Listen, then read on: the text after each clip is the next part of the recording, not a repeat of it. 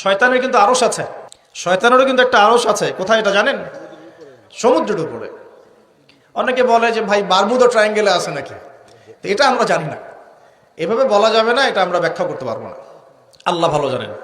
তো এখন শয়তানও কিন্তু সিংহাসনে বসে, দিন শেষে বসে ওর যে চেলা চামুন্ডা যারা আছে ওদেরকে ডাকে, ডেকে বলে আজকে কি করাইছো তোমরা? একজন বলে যে আমি তো জেনা করাই দিছি দুজনের মধ্যে, আমি মদ খাইয়েছি মানুষকে, আমি মানুষকে পরকীয়ায় লিপ্ত করেছি, আমি একজনকে একজনের বিরুদ্ধে উস্কে দিয়ে হত্যা করিয়ে দিয়েছি, এরকম করে শয়তানরা বলতে থাকে। তো ইবলিস বলে না, তোমরা তেমন কোনো কাজ করতে পারো না। ইতিমধ্যে একজন শয়তান এসে বলে যে আমি একটা কাজ করেছি। কি কাজ করেছো? যে আমি একটা পরিবারের স্বামী স্ত্রীর মধ্যে বিচ্ছেদ ঘটিয়ে দিয়েছি। কি করেছে? এটা এখন বেশি হচ্ছে না? বেশি হচ্ছে না?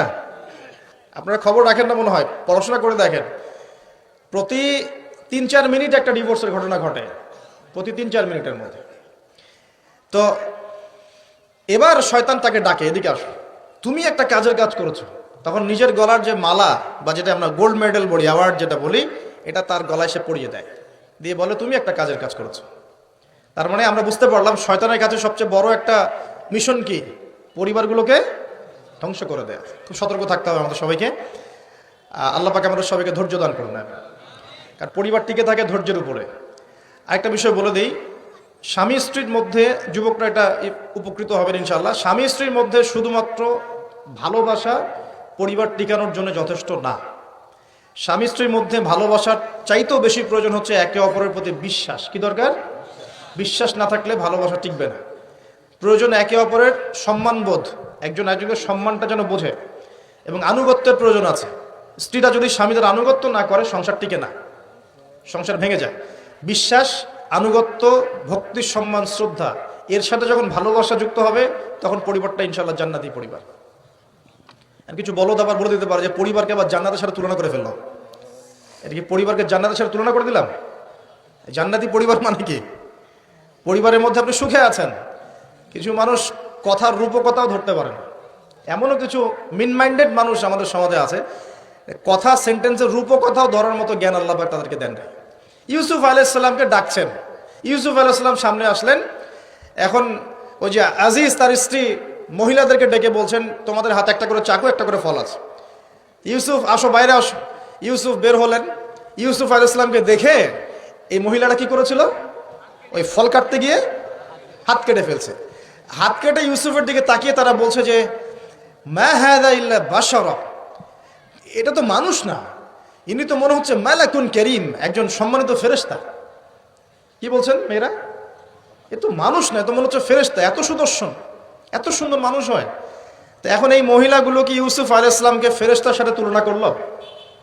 বুঝতে পারেন না কথা? এই মহিলাটা কি ইউসুফ আলাইহিস সালামকে ফেরেশতা বানাই দিল, না একটা উপমা দিয়েছে? আশ্চর্য একটা বিষয়। আপনি যদি মদিনায় যান, পরিবেশ দেখে বলেন মাশাআল্লাহ একটা জান্নাতি পরিবেশে আছে, মানে কি আপনি মদিনা সমান সমান জান্নাত বানালেন? মানে এরা বাম পক্ষ সমান সমান ডান পক্ষ প্রমাণিত, এই তত্ত্বে বিশ্বাস করে। মানে ওই যে left hand side right hand side অঙ্ক করছেন না, 2+2 = 4। কি বলবো, কাশ্মীর একটা জায়গা আছে না, কাশ্মীর, একটা রিনাউন্ড প্রবাদ হচ্ছে কাশ্মীরকে এই পৃথিবীর ভূস্বর্গ বলা হয়। শোনেন নাই? কাশ্মীরকে পৃথিবীর ভূস্বর্গ। তার মানে কি কাশ্মীর আর জান্নাত সমান সমান? কাশ্মীর সমান সমান জান্নাত? এখন আপনি ইন্তেকাল করলে, আমরা ইন্তেকাল করলে কবর হবে হয় জান্নাতের টুকরা, না হলে জাহান্নাম, জান্নাতের বাগান, না হলে জাহান্নামের গর্ত। এটা আছে না হাদিসে?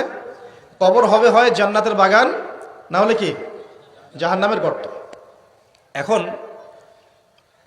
একজন জান্নাতি মানুষ, মনে করেন একজন জান্নাতি মানুষ, আমরা যার ব্যাপারে জানি যে তিনি জান্নাতি, যেমন এক্সাম্পল দিচ্ছি, নাম জানেন?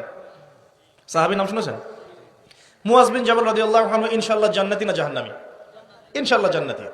এখন মাওলানা তারেক জামিল সাহেব, তিনি তার হাফিজাহুল্লাহ তার কবর জিয়ারত করতে গিয়েছেন, এই কয়েকদিন আগের ঘটনা। সেখানে গিয়ে তিনি বলছেন যে আমি কবরের সামনে দাঁড়িয়ে আমি দোয়া করতে শুরু করলাম, মিশকাম্বরের ঘ্রাণ পেতে শুরু করলাম। মাওলানা তারেক জামিল হুজুরের ভিডিও ক্লিপ আছে, দেখেন ইউটিউবে, তিনি বলছেন।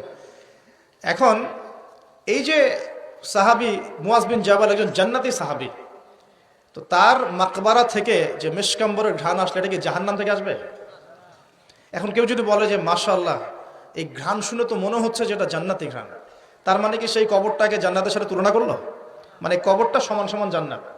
এই যে 2 যোগ 2 4 মেলানোর চেষ্টা করে, মানে মানুষের ইন্টেলেকচুয়াল লেভেল কত নিচু হয়ে গেলে একটা রূপকথাও মানুষ বুঝতে চেষ্টা করে না।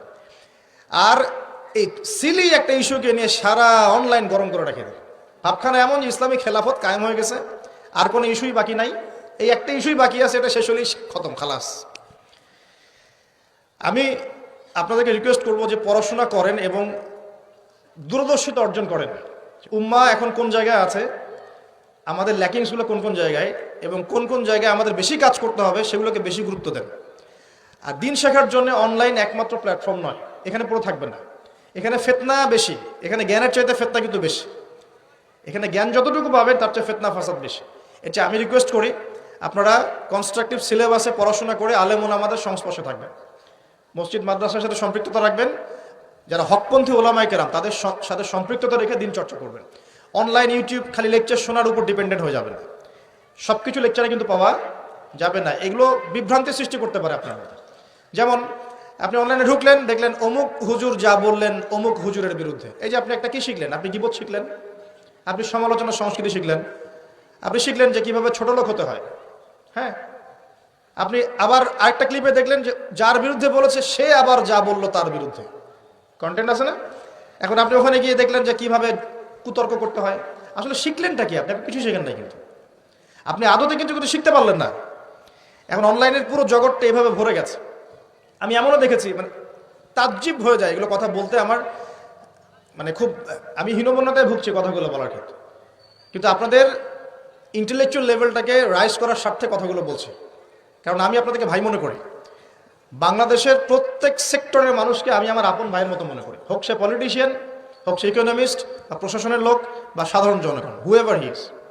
আপনি যখন পুরো জাতির সবাইকে আপন করতে পারবেন না, তাদেরকে নসিহত করতে পারবেন না, সাম্প্রদায়িক হয়ে যাবেন, তখন আপনি একটা সম্প্রদায়ের স্বার্থ দেখবেন, অন্যদের স্বার্থ আপনি দেখতে পারবেন না। কিন্তু দেখুন, আমার কথাটা গৌরবের সাথে শোনেন।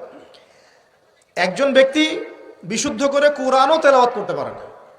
একটা আয়াত তেলাওয়াত করতে আমি নিজে দেখছি তার 15-20টা ভুল হচ্ছে। এই ভুলগুলো এমন মেজর মেজর ভুল হচ্ছে যে আয়াতের অর্থ বিকৃত হয়ে যাচ্ছে। সেই মানুষকে দেখলাম স্টেজের মধ্যে বসে, বড় বড় আলেম যারা ইফতা ফারেক হয়েছেন, বড় মুহাদ্দিস মুফাসসির মুফতি হয়ে গেছেন, ওই মুফতি সাহেবদেরকে সরাসরি স্টেজে চ্যালেঞ্জ করছে যে বুকের পাড়া থাকলে আমার সামনে আয়। অথচ আমি নিজে তেলাওয়াত শুনে দেখলাম সূরা নিসার একটা আয়াত তেলাওয়াত করতে 12টা ভুল করে ফেলেছে। তেলাওয়াতই হয় না, মানে মদ মাখরাজ মক্তব আছে না, মক্তব, এই মক্তবের লেভেলের বাচ্চারা যে তেলাওয়াতটা পারে সেই তেলাওয়াতটাও পারে না। এটা আপনারা হয়তো বুঝবেন না, কারণ অনেকে বুঝবেন না, যারা আলেম তারা বুঝবেন কথাটা। এখন এই যে কুতর্কের সমালোচনার অপসংস্কৃতি ইউটিউব ফেসবুকের মধ্যে দিয়ে ছড়িয়ে গেল না, সে যে লেভেলে আছে, ওই মুফতি যাকে সে চ্যালেঞ্জ করছে সেই মুফতির সামনে তার মিনিমাম 2 বছর কোরআনই পড়া উচিত, মিনিমাম 2টা বছর খালি বসে বসে কোরআন তেলাওয়াত করা শেখা উচিত। সে স্টেজে উঠে ফখর করে তাকে বলছে বাহাসের জন্য আসো, এখনই বাহাসে বসো। কি মনে করছেন শরীয়ত? কোরআন তেলাওয়াত করার তো একটা প্রাথমিক লেভেলের বিষয়, এরপরে ব্যাকরণ জানতে হয়, এর নাহু সরফের জ্ঞান দরকার হয়, এর বালাগাতের জ্ঞান দরকার হয়, এর উসুল জানতে হয়, ইবারত পড়া শিখতে হয়, হাদিসের কিতাবগুলো আপনার গবেষণা করার যোগ্যতা অর্জন করতে হয়, ফিকের বইগুলো পড়তে হয়, উসুলে ফিকের বই পড়তে হয়, উসুলে হাদিসের বই পড়তে হয়, আকীদার বই পড়তে হয়। কত পড়াশোনা করে একজন মানুষ মুফতি হয়, ইফতা করে, মুফতি হয়। আর আমাদের উদ্ধত্ত দেখছেন, এই উদ্ধতের অবস্থাটা অনলাইন করে দিল না। মানে আমি এই জন্য রিকোয়েস্ট করতেছি যে কনস্ট্রাকটিভ সিলেবাসে পড়াশোনা করবেন, আলেম ওলামার সাথে সম্পর্ক রেখে সিলেবাস মেনটেন করে পড়াশোনা করবেন। শুধুমাত্র অনলাইন ডিপেন্ডেন্ট হয়ে দিন শিখতে চান না, আপনি বিভ্রান্ত হয়ে যাবেন। এবং এখানে ভালোর চেয়ে খারাপ বেশি শিখবেন, সমালোচনা করা শিখবেন, গীবত করা শিখবেন, ঠুনকো বিষয় নিয়ে উম্মাকে ব্যস্ত রাখা শিখবেন, এগুলোই হবে। আল্লাহ পাক আমাদের সবাইকে বোঝার তৌফিক দেখ।